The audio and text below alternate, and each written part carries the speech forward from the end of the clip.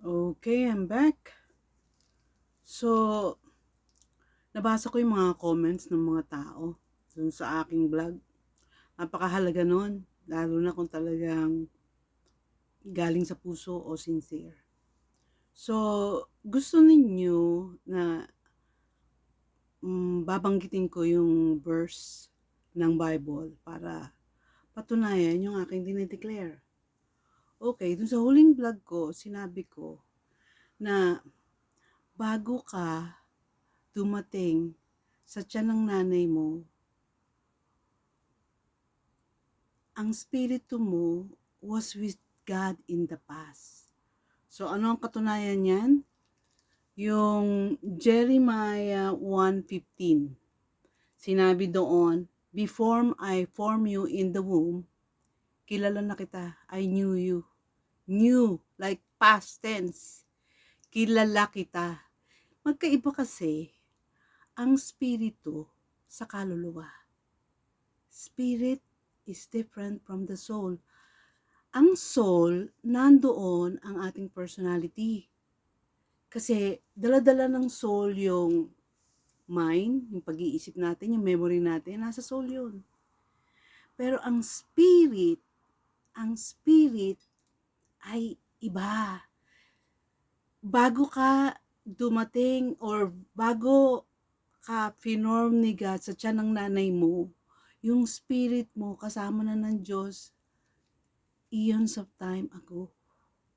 So matagal ka na nag-e-exist yung spirit mo. But your soul was created when you were a fetus.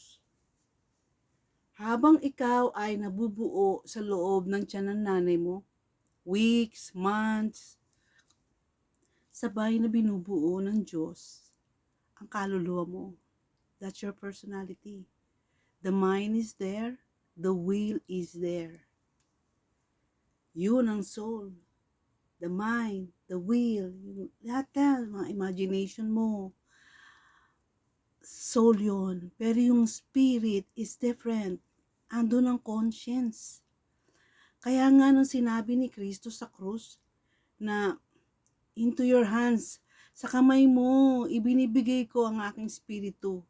Pag namatay ang isang tao, hindi niya dala-dala yung spirit niya. Bumabalik yun sa taas, sa Diyos. Diba? Bakit? Ano ba yung spirit? Kasi nga nandun yung konsyensya, intuition, at worship.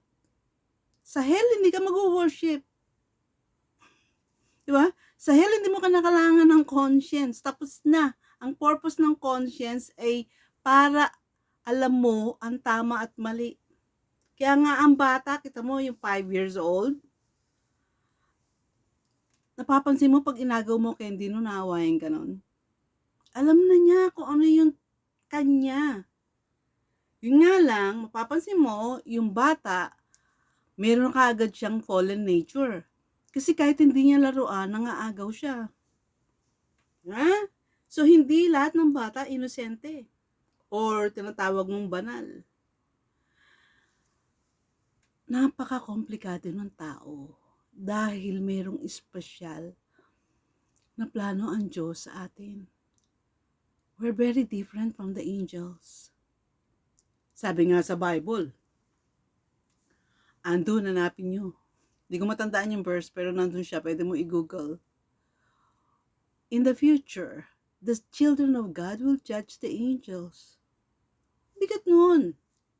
Ibig sabihin talagang ikaw ay anak ng Diyos, parte ng Diyos. Kaya yung conscience mo sa Kanya galing. At dapat iniingatan ng conscience. Kaya nga importanteng maging born again ka. Dahil ang spirito mo ay dapat makasama ng spirito ng Diyos para ikaw ay maging Kanya. Kahit siya ang gumawa sa'yo, dahil sa kasalanan ni Adan, napunta sa atin yung tinatawag na original sin o fallen nature. So, inuulit ko ha, in Jeremiah 1:15, just to be sure, kaya tinitignan ko yung kodigo ko. Jeremiah 1:15, sinabi niya doon, Bago ka napunta sa tiyan ng nanay mo, kilala na kita. Kilala na tayo ng Diyos. Dahil ang spirito natin ay galing sa Kanya.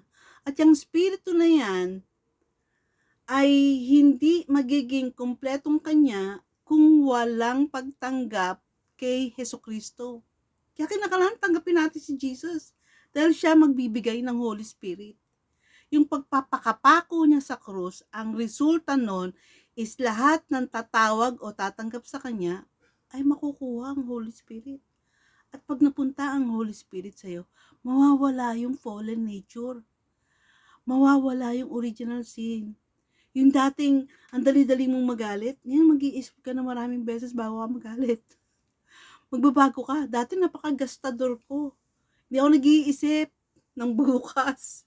Yung wala akong wisdom. Tira lang ako ng tira.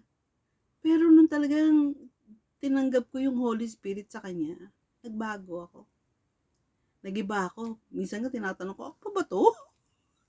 Diba? Dahil ibang-iba na ako mag-isip. Ibang-iba na yung mga gusto ko. Dati gusto ko lang yumaman, gumanda buhay. Tama na yon, diba? Maging komportable. Pero ngayon, diba? Ang gusto ko is, gusto ko pagka, yung buhay ko is magamit sa pagkakaligtas ng iba. Para pagpunta ko sa heaven, marami akong makakasama doon. Marami akong nadala doon. Kasi ang heaven at ang hell, maniwala ka o hindi, nakasulat sa Bible, totoo. Kailan mo gusto magbago ng isip? Kung kailan huli na? Kung kailan namatay ka na? Wala ng take 2. Pagka namatay ka na, tiin. Husgahan na. Kalagay nga sa Bible yun eh. Mabubuhay kang isang beses sa buhay na to after non-judgment. At ang mag-judge sa'yo sino? Si Jesucristo. Kaya nga, kung ginawa mo siyang Savior, hindi ka niya i-judge. Lahat ng anak niya, burado ang kasalanan. Ayaw mo nun? Huwag ka naman magpalugi sa buhay. Ang pangit naman nung naghirap ka na rito. Pagkatapos ng buhay na to, maghihirap ka na naman dahil sa impyerno punta mo. Double jeopardy. Parang, my God, masyado ka naman born loser nun. Huwag kang ganoon. Kapatid, magising ka bago mahuli ang lahat. Dahil hindi mo alam kung bukas mabagok yung ulo mo sa banyo. Patay ka. Diba? Yung kapatid ko nga, ang bata-bata eh. I think 40 lang siya noon o 42.